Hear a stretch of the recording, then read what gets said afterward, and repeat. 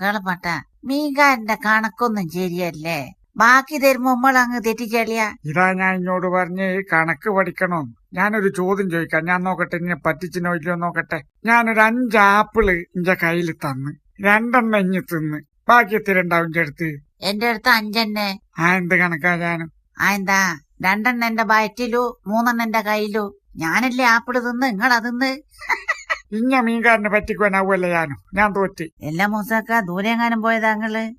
Janu, helping hands charitable ട്രസ്റ്റിന്റെ കീഴില് ആധുനിക മെഡിക്കൽ ലാബ് സൗകര്യത്തോടു കൂടിയുള്ള വാൻ ഉപയോഗിച്ചിട്ട് വൃക്കരോഗ നിർണയ ക്യാമ്പ് നടക്കുന്നുണ്ട് തൊട്ടടുത്ത്. നമ്മൾ അവിടുന്ന് വരുന്നതാണ്. നമ്മളെ നാട്ടില് ഡയാലിസിസ് സെന്ററുകൾ ഇങ്ങനെ കൂടിക്കൂടി വരികയാണ്. ഇത് കൂടാണ്ടിരിക്കേണ്ട കാര്യങ്ങളല്ലേ നമ്മൾ നോക്കേണ്ടത്. അതിന് നമ്മൾ എന്ത് ചെയ്യണോ? അതിന് വൃക്കരോഗം ഇല്ലാണ്ട് നിക്കണോ? 30 വർഷം മുമ്പ് ഒരു ഡയാലിസിസ് യൂണിറ്റ് പോലും നമ്മളെ നാട്ടിലില്ലായിരുന്നു.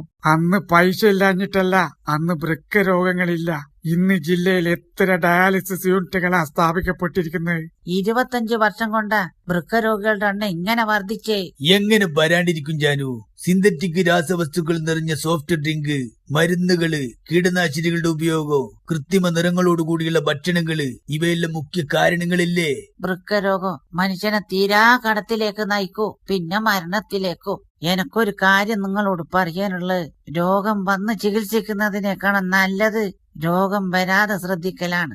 വൃക്കരോഗത്തെ നേരത്തെ തിരിച്ചറിയൂ, ജീവിതം സുരക്ഷിതമാക്കൂ. ഹെൽപ്പിംഗ് ഹാൻഡ്സ് ചാരിറ്റബിൾ ട്രസ്റ്റിന്റെ കീഴിൽ ആധുനിക മെഡിക്കൽ ലാബ് സൗകര്യത്തോടെയുള്ള വാൻ ഉപയോഗിച്ച് കേരളത്തിലെ എല്ലാ ജില്ലകളിലും വൃക്കരോഗ നിർണയ ക്യാമ്പുകൾ നടത്തപ്പെടുന്നു. ക്യാമ്പുകൾ സംഘടിപ്പിക്കുവാൻ താൽപര്യമുള്ള വ്യക്തികൾ, സാമൂഹ്യ കലാ സാംസ്കാരിക രാഷ്ട്രീയ സംഘടനകൾ, റെസിഡൻസ് അസോസിയേഷനുകൾ തുടങ്ങിയവർ ബന്ധപ്പെടുക. കിഡ്നി